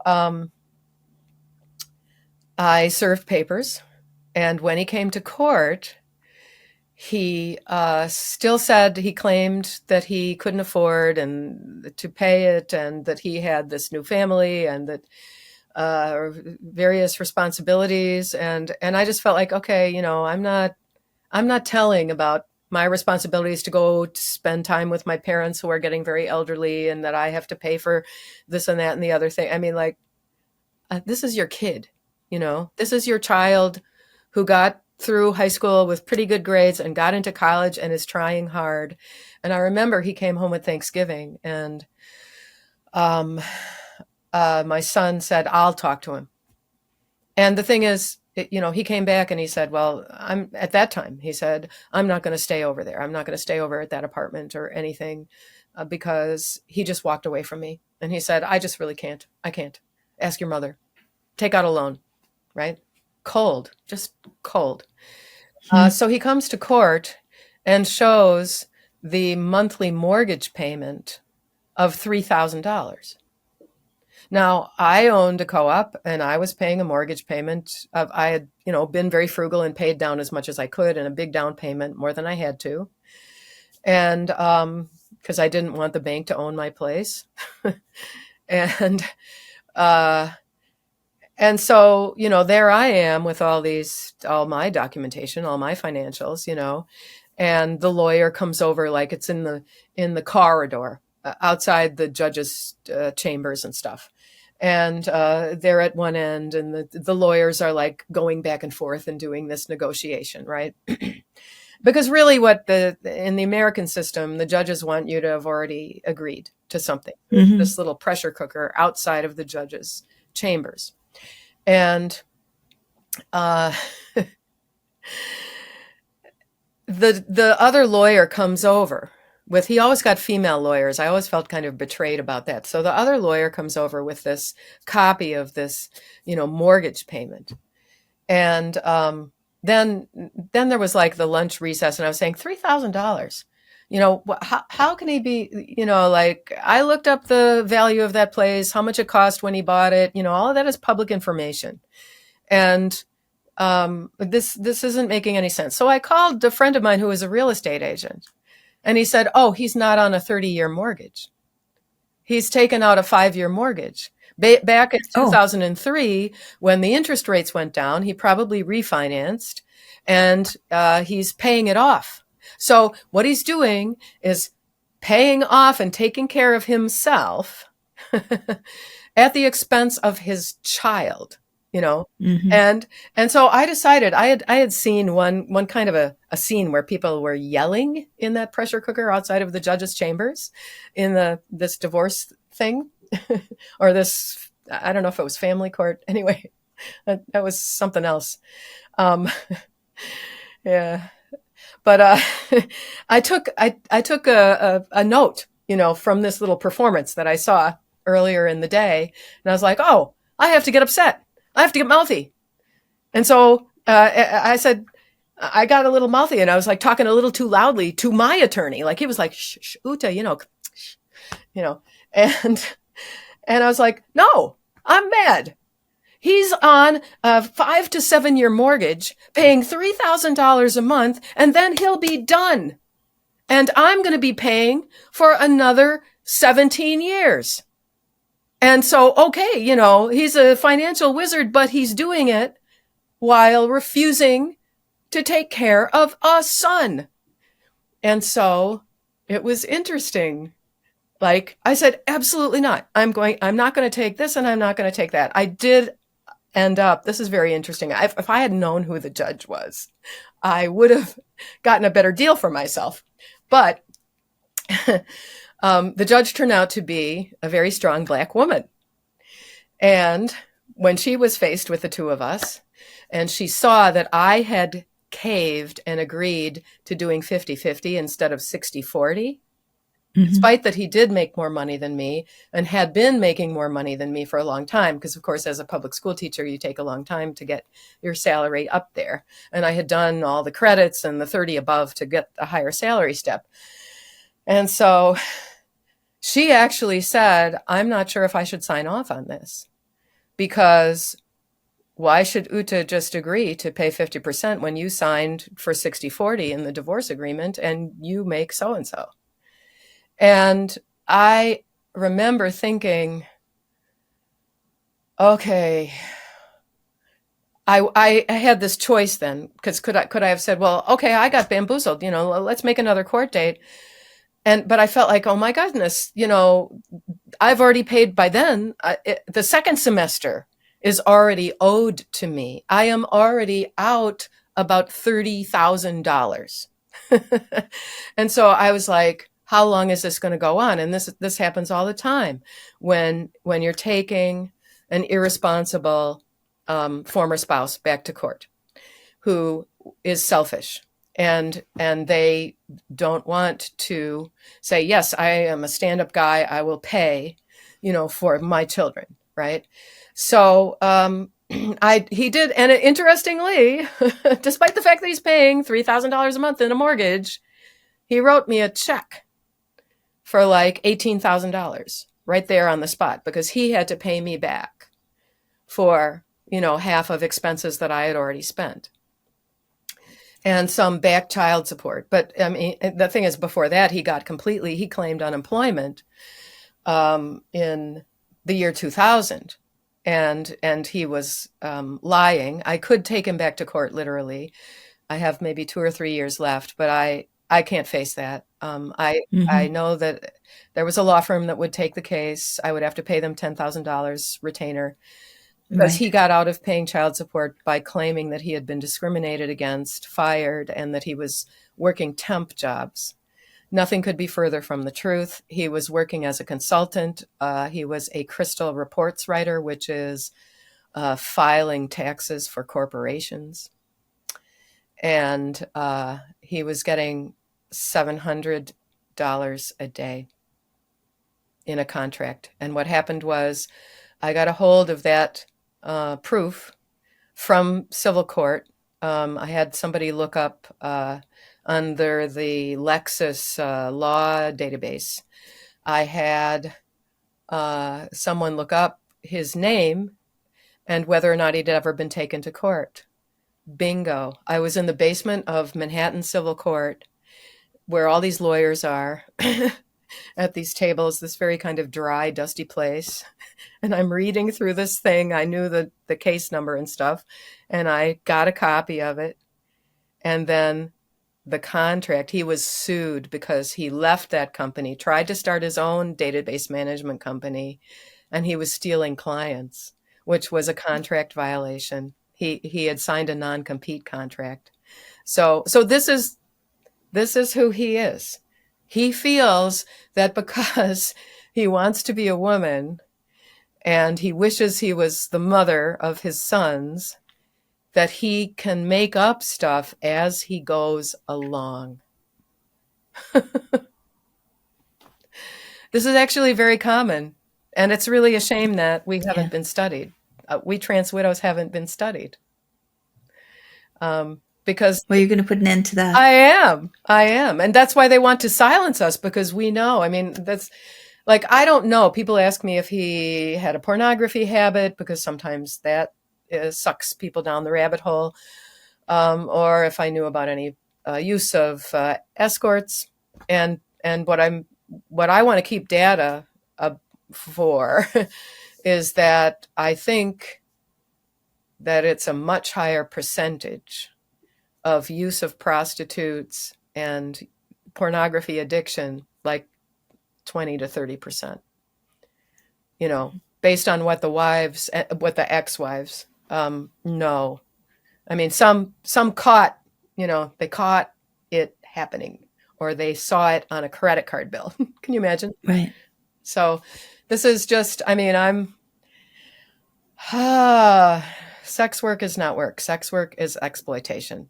And that stuff, and a former escort actually contacted me and said, oh yeah, these guys came to us and they asked for this role play and this Wanda the Vipitch, really cuckoo kind of stuff. And honestly, I don't know if Nettie was doing that on that crazy trip to San Francisco when he shaved off all his body hair, right. Like, and I mean, I think, one little fact that I think like the men might appreciate about that I have to say is that I don't know if he was on estrogen at that time.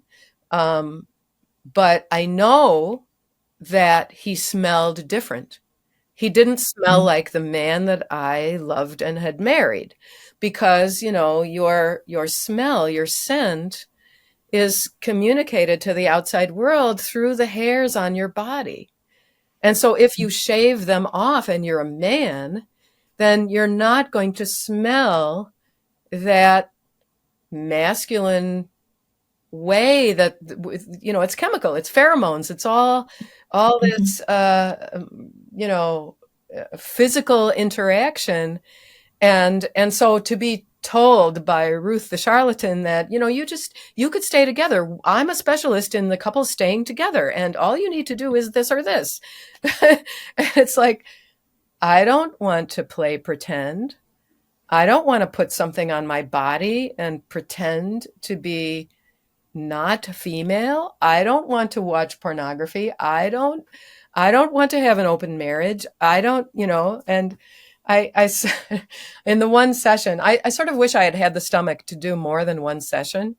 And I wish I had a way to secretly record it. I mean, this was before cell phones and stuff, but, this was 1995 when I discovered that he was taking estrogen and he was back on this path after detransitioning for about, I think he detransitioned for about 8 months, and then he retransitioned secretly. And then I figured it out because he was taking enough estrogen that it started breast development, and he had been like wearing a lot of layers. And then I saw him without his shirt on, and I just said, okay, you're taking estrogen. So, you know, I told you that then we're done. And then he kept on coming back to me saying, yes, but Ruth says, but you know, the reason I went to Ruth is because there are these couples that she keeps together and da da da da. And it was like, okay, sign the paper. Let me go to Ruth. I have to go to Ruth. And I was like, you know, I'm from Wisconsin, so there's this old drinking song called I don't remember the tune, but the words are something like, my name is Jan Jansen. I come from Wisconsin. I worked in the lumber yards there, you know, and it goes on and on and on.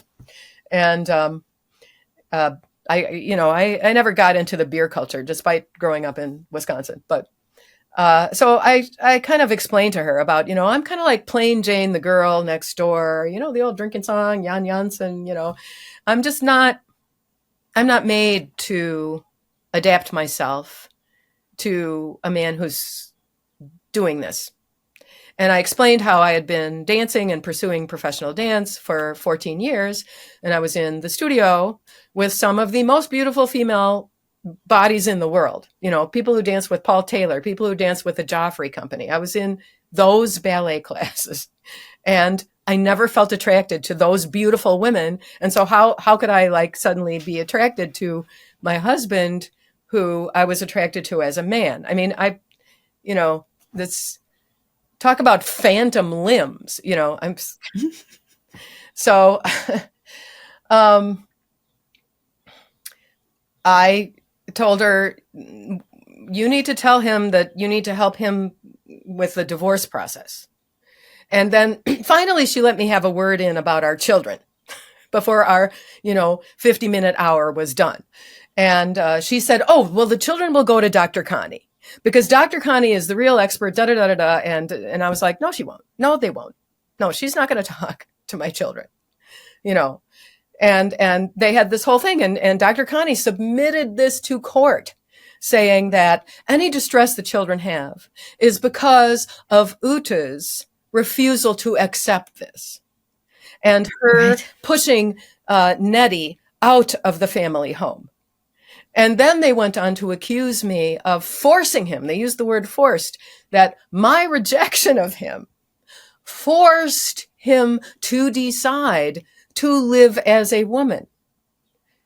Right? And so it's like, okay, but like 3 pages before that in this 6-page affidavit, which I have to pay my lawyer to read again and again and again because it doesn't make any sense, you said that this is this condition that is possibly genetic, that is felt since earliest memory, and so on and so forth. And so how is it that the wife is the cause of that decision? And like, I want to find some other wives whose husbands went to that lady. Because, I feel like, first of all, this is my idea, but it won't ever happen. But I would love to sue the American Psychological Association, that captured institution, make a class action lawsuit of all the trans widows, right?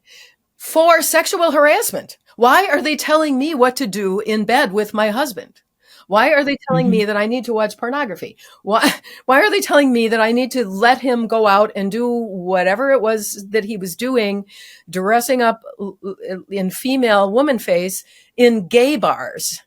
Because that's where he feels safe. It's like, oh, guess what? And they call that the true life test. Okay. That's what Ray Blanchard made up. So, but, you know, how could that be true life if what he wrote in his diaries? I mean, I read it in this 20 minutes of panic, but when I found them,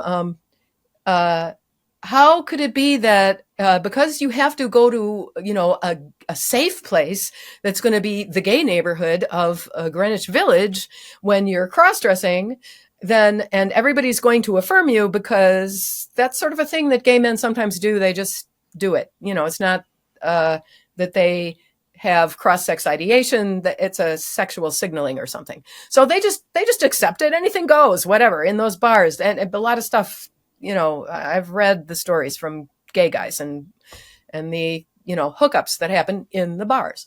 And so, like, how does that equal that it's a straight guy who is going to be Prince Charming on a white horse coming and sweeping you up because you think you're a woman, and he's going to, by the way, buy you a Blanc de Blanc. He's going to buy you a drink. I mean, why would Nettie, who is a smart person who has 3 Ivy League graduate degrees, why would he think that all those other people around him, even in 1992, are being affirming sincerely?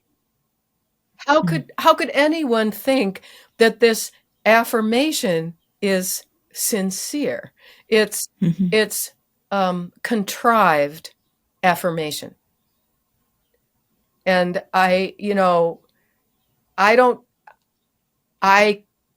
just can't call myself a feminist anymore, because there are too many feminists saying that this is perfectly fine and we need to, you know, I mean, Nettie had the gall to say to me at one point, I said, you know, it's actually pretty hard to be a woman, you know, and finding the ladies' rooms. Like, there are a lot of institutions that for some reason, it seems like they have more men's rooms, or it's easier to find, and men are more demanding. I don't know why, but, you know, like, are you sure you want all the practicalities of being a woman and having to find the women's room and all this kind of stuff? And, you know, and sometimes people talk over us and they're patronizing.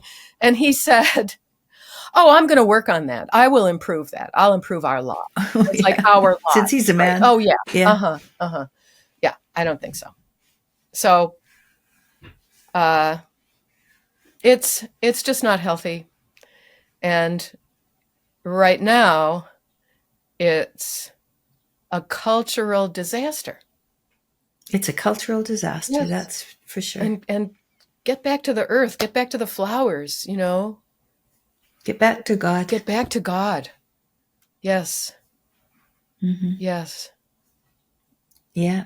Stay away from the multiplicity that is created when you leave God. Yes, you know, and I do feel that the whole, I can't remember where it's from in the Bible, about a false god, you know. False idols? False idols, yes. Yes. In Exodus, yeah. Yes. And you shall not, like, that I feel like it's really a kind of self-worship. I mean, even some of these people say, oh, I think that they used to, in ancient times, they used to worship men who dressed up as women or something like this. And it's like, okay, let's not talk about the Roman Empire. You know, like, the Roman Empire didn't believe in equal rights of any kind. Why are you bringing And it ended. It ended. There's a reason it ended. Right. That's right. And it's many gods don't work, and deciding to make yourself God doesn't work. Definitely doesn't work. Doesn't go well. It doesn't go well. Yeah. Yeah. The judgment might not be today, but it's coming. Well, I feel that I don't have any specific ideas about heaven, and I don't really have any specific things about the idea of hell either. But my grandfather, who was the Lutheran minister, would say famously, the family is a foretaste of heaven. And I think how you are remembered, if you are remembered well as a God-fearing, generous, generous in spirit kind of person, that if that's what heaven is, I'm fine with that. If it's harps and floating and all this, lovely, I hope it's butterflies, but if it's just that people will remember that I was a woman who cared about people and children and the earth, I'll take it. And I think that people who are evil and who do bad things are remembered ill. They are remembered for what they are. And if that's plenty bad enough. I think that's plenty bad enough. Yeah. Yeah. Well, we got to do what we can, do the next right thing. That's all we can do, right? Yes. Yeah. I always have, what are my priorities today? Do I need to, cut something back? Do I need to transplant? Am I going to see a butterfly that I can make a little clip of and put on my channel? I didn't know your book was so large, right? I read it on Kindle and Oh, you all the did? Oh, illustrations are there. yes. Yes, But of course square. it's large. Yes, Yeah. yes. Oh, And that's nice. you had the pictures, right? I did. Yes, Yeah. yes. Yeah. Yes. And It's that much was less really, expensive, of course, in an ebook form. Yes. yeah. Well, I travel so much Yes, right. that I Carry end it up. around. Hmm. But it's very gratifying to me that it was with you. So if I'm ever up in In the Hudson your Valley. neck of the woods, Yes. I'll let you know. Yes. Oh, yes. All the best to you Thank you. and your next book.